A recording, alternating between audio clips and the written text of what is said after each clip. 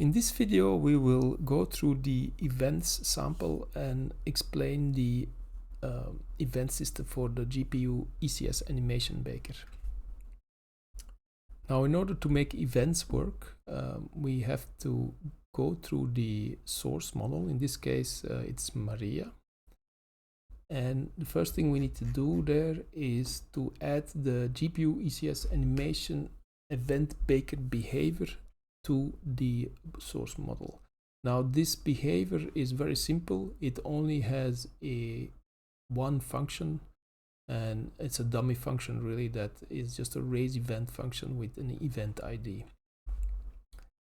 Now, if we look at the animations of Maria, we can see there's like 3 fighting animations here, and you can see the events being declared here.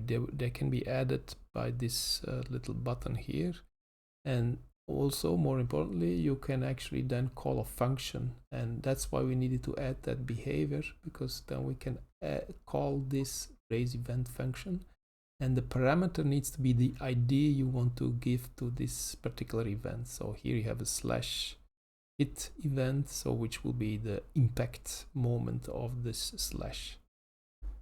We do a similar thing with the outward slash here. That's another animation, and it's also giving me a raise event slash hit. And here's a more elaborate one. This is actually doing a block and then a slash, another slash, and a stab. So here we can see that there is this block event, slash hit up, slash hit left, up, left, and then stab hit, stab hit. So doing just that is enough for the baker to actually take into account events and start raising them. So if I click now on Maria, I need to generate the animation event IDs enum. It's not mandatory, but it will allow you to identify the different IDs of the different events much easier in code.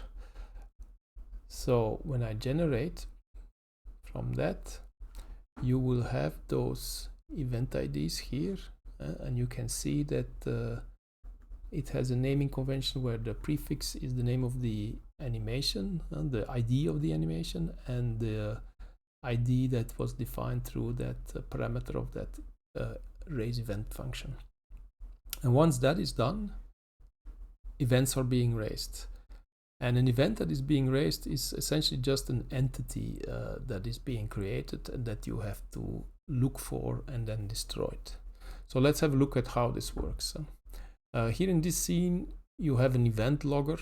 You have this text field here inside the scroll view, and there's an event logger behavior attached to it. And you can find it in this attachment script, which is the only script, by the way, in this sample. And this sample has only event handler script here.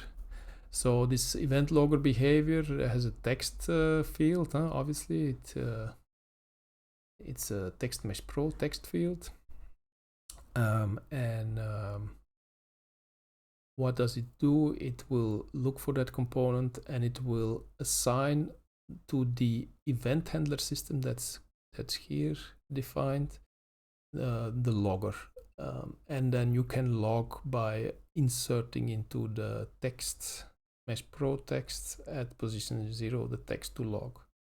So basically this will be called every frame, and this is necessary because the event logger might not actually exist yet at the moment when it's first started up. And then for this is actually the event component that you will need to look for. So each time an event is raised, the system will create an entity with just this component, and this component has a source, animation ID, and an event ID. The source is the entity that generates this event, as the animation that in which it happened, and the specific event ID. And here we know we can cast it to the right enums because we know there is only a Maria model in the scene, and we kind of attach it all together with a timestamp. And then one more important thing, we have to destroy the event, because if we don't do that, it will be raised again. It will just keep lingering on. And if you add that all together, you will get the result where these three characters here are all raising events at the right time. Now, if we deactivate those two here, you can actually see a bit better how that actually corresponds. I can also slow it down a bit. See steps, and then there is nothing. And then when the event starts, there is first this block, slash, and step. So yeah, that's how the event system works.